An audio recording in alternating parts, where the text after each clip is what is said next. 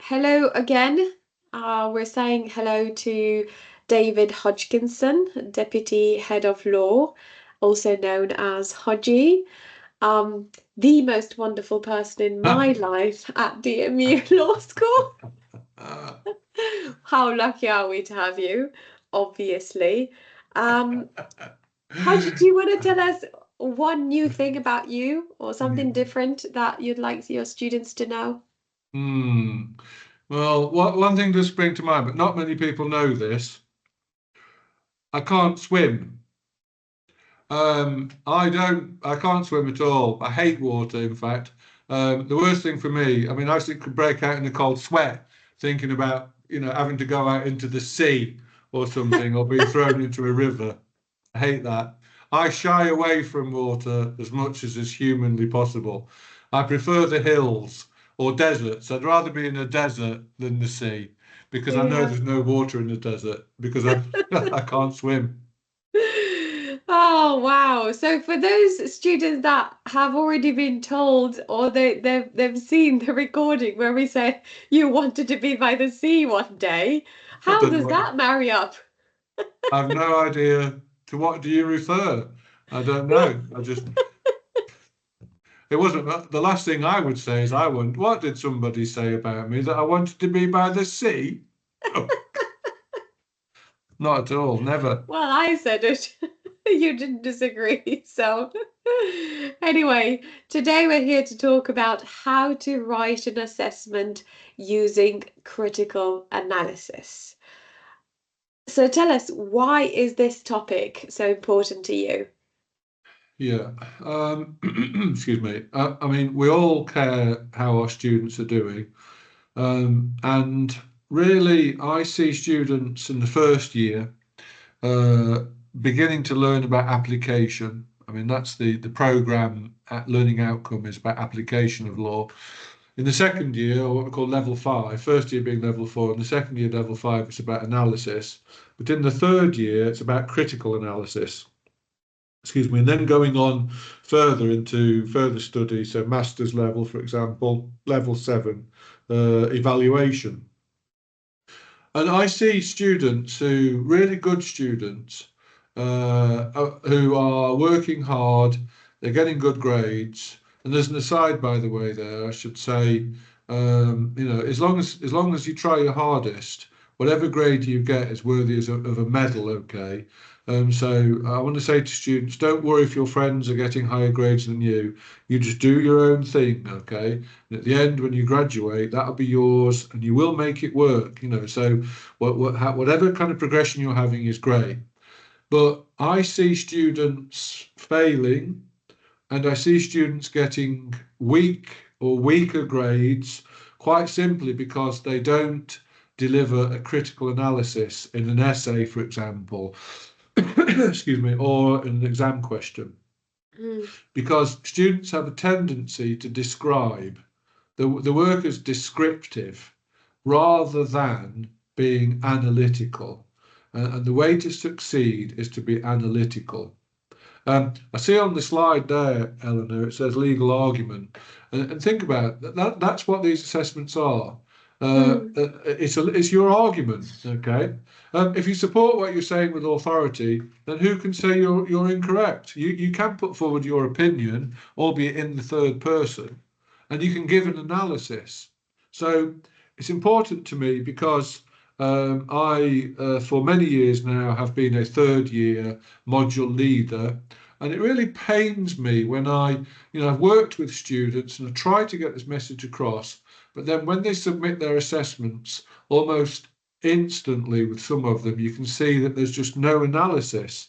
mm. And the analysis is what's going to bring the grades. So I wanted to talk today about how to write an assessment using critical analysis. Um, yes, to help that skill for a student, but in all honesty, so that they can get higher grades. Because you straight away, if you do some of these tips that I'm going to give you as a Mm. student, you will get a higher grade. Trust me.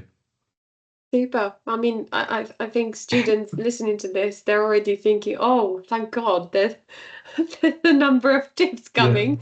So yeah, that's that's brilliant it. because we all want some tips. It is a Okay. skill, isn't it? So we have to keep doing it. We have to Yeah, keep engaging with this skill because you can't yeah, get better at it without doing it. that's So it. how can we get better at it? Okay. The first thing is then you're going to have what's called a terms of reference. Okay. Now this is the question.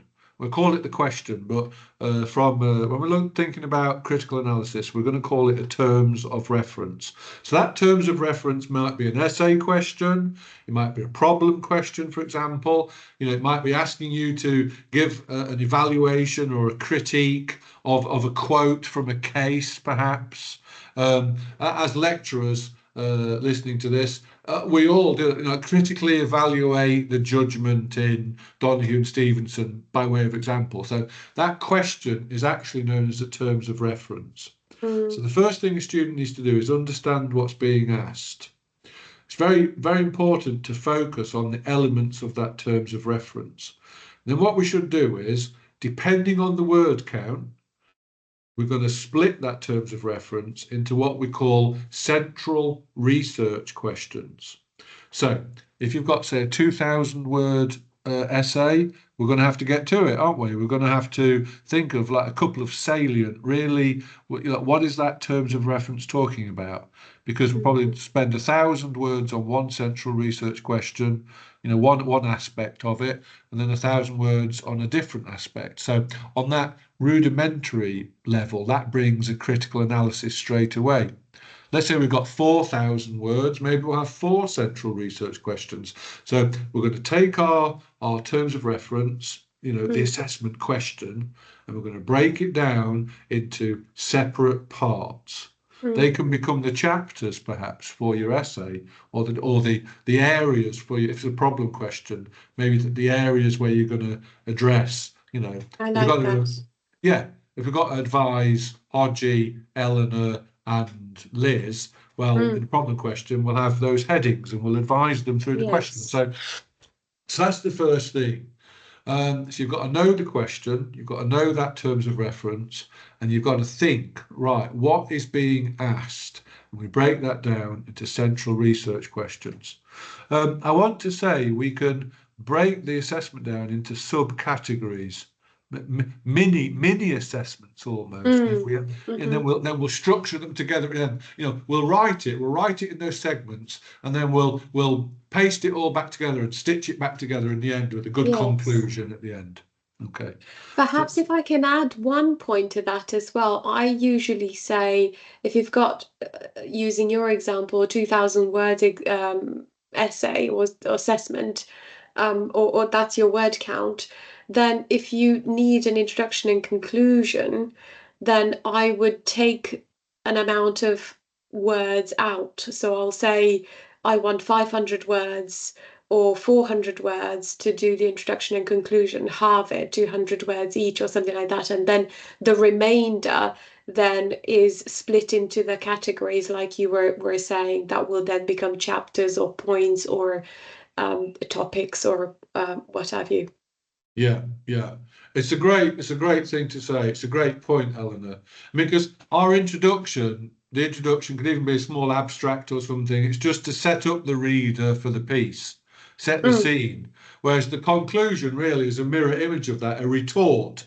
The yes. conclusion is right, having that was our introduction, and having been through all the main body, here we are. So we just need a little bit at the beginning, a little bit at the end.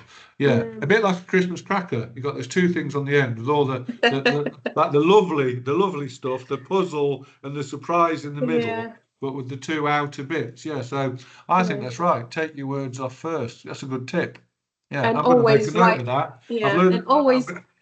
always write them at the end. Yeah, yeah. That's it. That's it. So yeah, good stuff. So I think we're all agreed then of where we're up to. So now we get to how are we going to do it? Okay. Mm, Right. I've been doing this role now for 25 years. All right. Don't all start throwing up. The truth of the matter is, 25 years of constantly saying, it doesn't matter what you say as long as you support it with authority. You must use case law.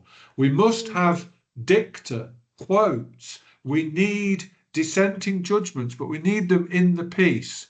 And when you use a case, we need the ratio, we need the point of law. Case, point of law. You have to put it in the in there. Quite often, if students don't use cases, all they do is just throw a case in but they don't explain it. There's no actual saying like what the judge said or what the point of law was. So bring it in. It's a law degree. Also, we want secondary sources, right? Not websites. I mean, it seems to me most recently, everyone seems to be like a movement online. Everyone's like citing web pages from the blogs from that, and like the putting when it's access, but nobody cares about a blog or a web page. Forget all that. Please use primary authority, case law, legislation, and proper authoritative secondary authorities, which are journals, okay? You've got Westlaw now, Lexis, for example. The journals are there. You go on Westlaw Current Awareness, type in your keyword, whatever you're writing on. If you're writing on castration, put that word in there and it will give you lots of journals and cases around the area. I don't know where that came from. Let's just keep going. Now, the truth No, is, it's very good that you use it like that, because actually not many students think in that way, that you take the key topic points or key, now you can see the tag, tags, if you will, and you put the tag in there, the tag words, the tag yeah, line, whatever the case may be, and you see which journal article is most relevant, obviously by yeah, using the abstract and engaging with the actual, not reading too much into it, just see yeah, which ones are relevant. And they do have the options to narrow it down to the last year, last 2 years, and so forth, unless you're doing a historical review.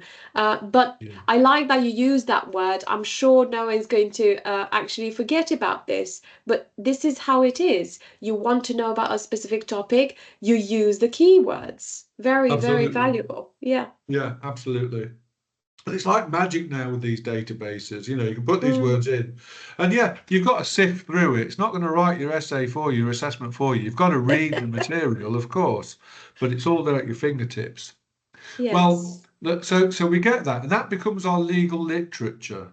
So the cases, the journals, the Mm, sections from the Acts of Parliament, that's the legal literature, and it's that literature which we're going to analyse.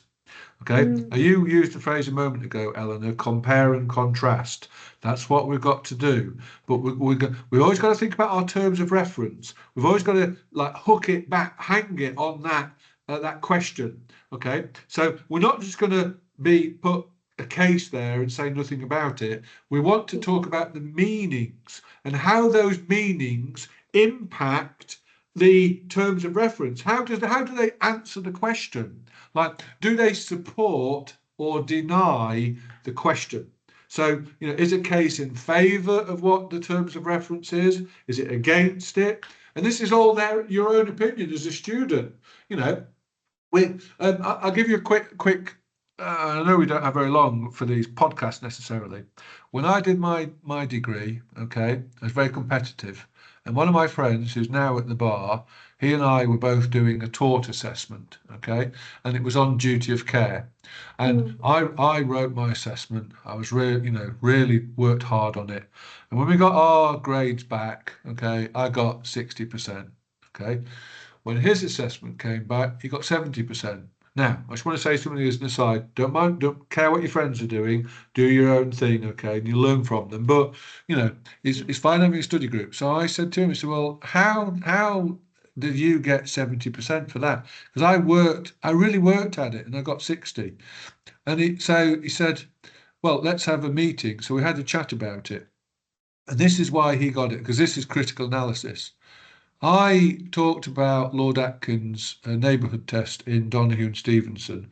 Who is my neighbour? Those that by should have reasonable foreseeability by my Mhm. acts or omissions, I might hurt them, etc. Might cause them injury. And I applied that in my assessment, and I did all right. But the difference, what he did, he said, "Who in law is my neighbour?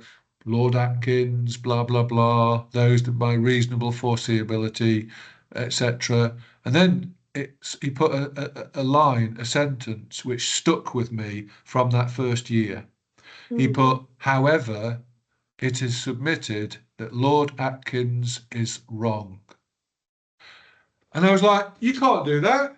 What? How can you do that? You're not allowed to say that the." And I learned straight away, like in that instant, what critical analysis is, because he went Yeah. on to say he brought other cases. He brought in a journal that where an academic had said, actually, Lord Atkins is wrong. And there's another case, Junior Books and Vici and Caparo and Dickman.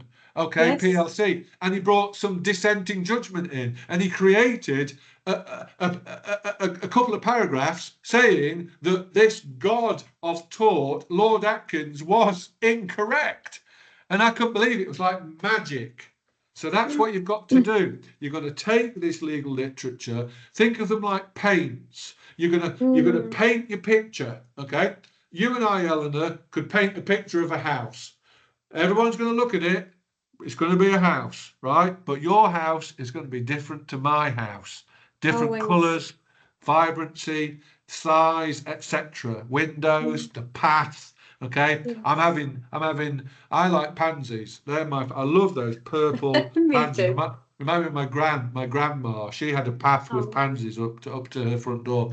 I'm having those in my picture. You may not. I don't know. I think you're going to Mm. put strawberries on your lawn. I don't know why I'm getting that, but I am. Anyway, the point Strawberry being, vibe. yeah. The point being, we're bringing those Yes. paints. So that's what you've got to do. You bring these cases and you challenge. And it's about the way you analyze is you take issue. You take issue with them. You bring academic journals to answer that terms of reference. But then you can Mm. question them in the third person. You say, however, more research needs to be done because, or this academic clearly is off their rocker because the judges have said this. Take Lady Hale, right? In the case, I can't remember it. Something like concrete and gelatine or something, Yes. something like that. She was a dissenting judge in family law. It's not my area. I just heard her talking about it. She was the dissenting judge. So you that means she didn't agree with the other two judges in the Court of Appeal. You are Yes. allowed as a student, as an academic, to disagree. As long as you say why, as long as you Yes. support what you're saying with another authority. I Oh, I'm like loving I this. I very much like what you've uncovered there, and there are 2 points that I want to say. I mean, first of all, it's nice when you say take issue with things. And very often I say to my students, make friends in your student group, in your I don't know, you might have a study buddy or Yeah, someone who doesn't agree with your point of view, someone who yeah, has a different take to life, to yeah, points, to law, to legal arguments, because yeah, very often you will, that challenge will propel you to think differently. So yes, it is very helpful, getting that, I suppose, resistance from someone else, because you always need to explain yourself. yes, And the other point, you mentioned this word, however, how beautiful is that? And then you also yeah, mentioned the word because. I yeah, very often say to students, it's all well and dandy that you're starting with the law. Everybody knows what the law is. Obviously, we want you to talk about the principles. We want you to talk about, apply it to your scenario. But the brownie points come from using, creating sentences that start with however, yeah, that start with therefore, yeah, moreover, consequently. yeah, Um, and also this word because. If Yeah, you're not using the word because, then you haven't justified yourself.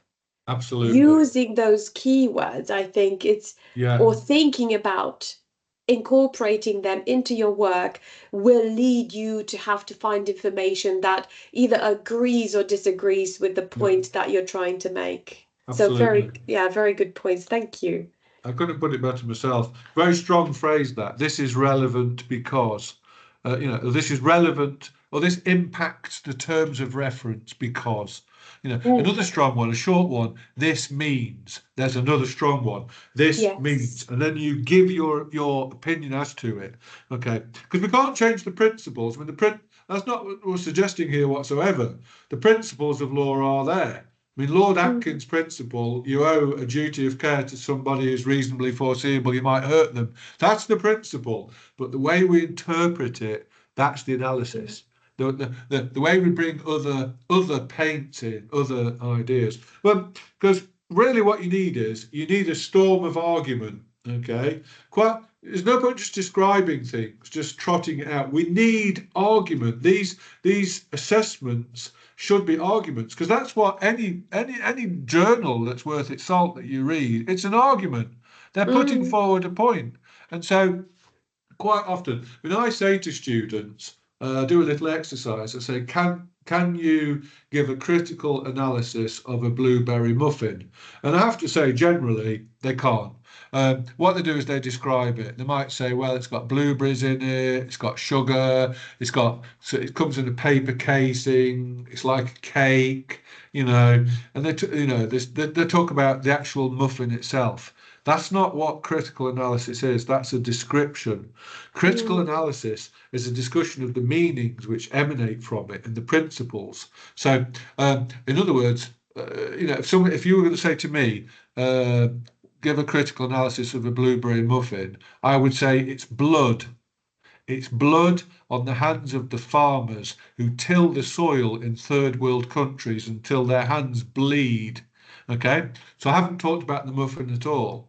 yes. It's a sign of immorality. How dare you eat that muffin when you've stepped over the homeless person in the street and pay Mm, £3.50, £4 to Starbucks? It's a symbol of capitalism, a capitalist society. It's got political context. It's the mm, environmental context. People throw that paper away, it causes pollution. You see, the point is, we're talking about context. Is everything is yes. context. Context.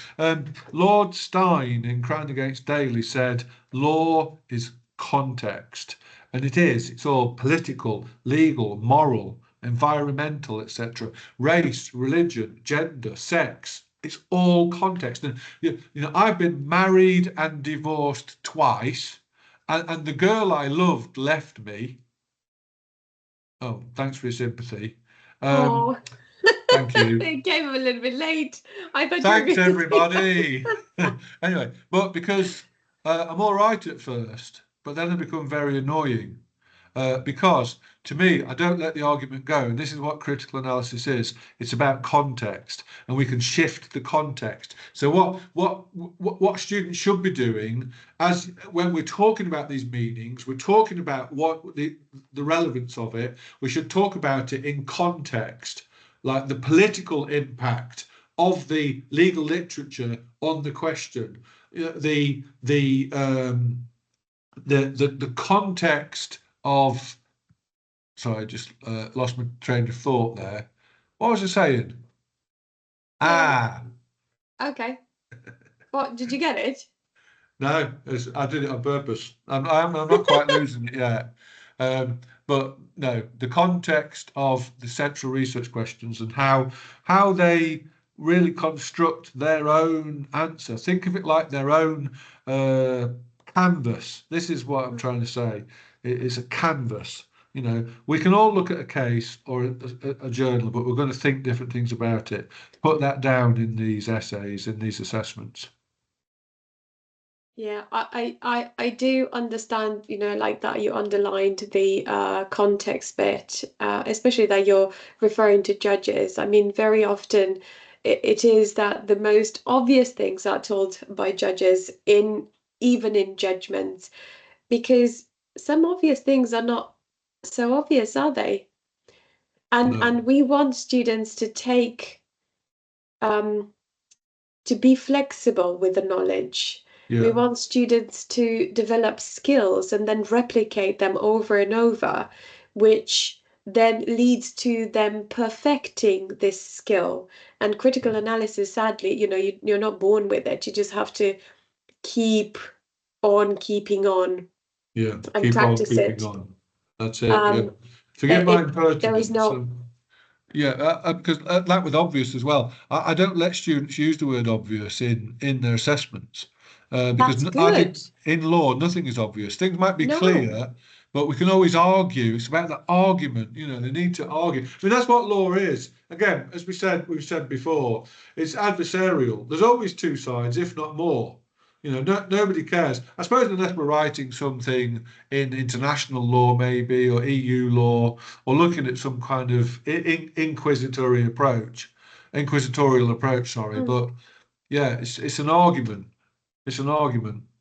I like an yes. argument. Do you want an argument? Yes, I mean this could be the last thing that we can talk about. All right then. Yeah. What is it going to be then? Have you got a last question? No, no, I'm going to leave you talking about the point that you wanted to cover. Yeah. So you want me to think of another point? No, no. So I Yeah. wanted you to, if I can get a question across then, because I thought You you nearly already said had. if I could I get a thought word in edgeways, then go on then. I thought you already had a point. That's why I wasn't going to Oh jump in no, with a question. I just heard the key. I just heard the alarm word, the safe word. I just heard the word Oh, last. did you? No, just the last thing that we can cover for students, because critical analysis, as we said, belaboring about it, but it is what it is unless you keep doing it and you keep I suppose taking the feedback that you get from your assessments as well, previous assessments, and see where you're lacking so you can do better in developing Yeah, that yeah, critical analysis skill. Uh, One question for me would be, was there one time that you read a paper from a student that you thought, yes, yes, yes? yeah, Because yeah, sometimes I read, whether it's an assessment or whether it's a dissertation even, where yeah, you just see the student, your mind is blown because of how meticulously well they yeah, create, they not only tell the story, but they also go through the points they need to go through. They yeah, do that box ticking approach, but they do it so well that the critical analysis is so well embedded that it doesn't come across as critical yeah. analysis. So it just flows. It just flows like a Yes, real, yes. well-written piece. Yeah, and it's just yeah. I mean, they're like magic. I love those, and lots of students can do it. They're very capable, and Mhm. all students can do it. You can all do it. Yes. But yeah, so ones that they follow a path. It's like this. It's like a path. So say here's the point, here's the statement, there's the case, there's the Hmm. authority, a bit of a bit of dicta or something, and then they go, but however, we've got to consider this, and then they go down here, and here's a journal, and the journal statement, which doesn't quite accord with the first point. So what's the meaning then? What's it mean? And because and they go, we'll take a juxtaposition and do it again, and here's another point, a dissenting judgment, and it goes on. So it's just like that. So there you go. I mean, I'll give you a pictorial. There you go. So what I should a like student that. Yeah. do? Should go like that. The Yeah. essay should just flow like That's that. good. There you go. That very often you can put that into essay type assessments or papers rather Yeah. than problem questions, I suppose. Not very often you get to do that, but you can still do that in problem questions when you're going through the facts. Um, Ah, well, we're never but going to get out of here because you raised no, something there. We had lots of discussions with this with no, people. no. You see, I That's the don't point agree. then. I think the problem questions you should still use journals. I think they should still use because this is the academic stage of law. So I'll grant you problem questions are A case little bit point of law different. apply. Mm, Yeah, case point of law apply. But I yes. don't think there's anything wrong in a problem question of bringing in a secondary sort or some analysis. However, as a final word there, because I know you're going to tell me off, of course, I think students should check with their tutors, their module leaders, and their tutors. Students very often don't do this. We're here to help. Yes. Go, make an appointment and say what you're looking for from the assessment. Well, ask in class, ask on the learning zone if there's a discussion board. What do you want? Should we use analysis? Should we use journals? Ask your tutors. What's wrong with that? Yes, I like that you said that because actually, we're doing these podcasts, and in fact, it's just the two of us talking, and this is wherever we're leading, we're guiding our conversation. But when it comes to the crunch time for assessments, you look at the specifications, you look at what the Yes, tutor wants you to employ, and very often yes, they will be so clear. So it's not yes, about what we're talking about here. If they want journal articles, they will lead you to that. There yes, will be a discussion about it. yeah, And don't wait until you have to make an appointment with the members of staff yeah, either. Ask it in class. You've got absolutely. discussion boards on learning. You've Yeah, got so much opportunity that's right. to ask the questions and Marking criteria in assessments. Yeah, yes, yeah, exactly. What are they looking for? yeah, Be inquisitive because that is the definitely. only way to actually give them what they want. I But agree. each tutor is different, each module is different. You might have an advocacy exam for one, and then the other one is a critical analysis, Yeah, or you get a problem question. So they all have different skills that they employ. yeah, That's not to say that you shouldn't use critical analysis in all of them. So yes, critical analysis, like you said right at the beginning, it's crucial. yeah, Without this, we are not really lawyers, are we? true. Yeah. Absolutely right. Yeah. What do we want? Critical analysis. Where do we want it? Now. Nah, yesterday actually. Well, Thanks, thank you very much, Hodgie. It was a lovely, lovely conversation. And Eleanor. I do hope that students let us know if they want us to cover even more about critical analysis, because I'm sure it seemed like you wanted to talk even more about it, because it We could really go is. on, couldn't we? Uh, Yeah. yeah, it's a crucial topic. So thank you very much, and Thank you. hopefully we'll see you in some other podcast that we do. You Thank never you very know. much. Thanks, Thank you Eleanor. everyone for listening and for tuning in. Take care. Bye bye.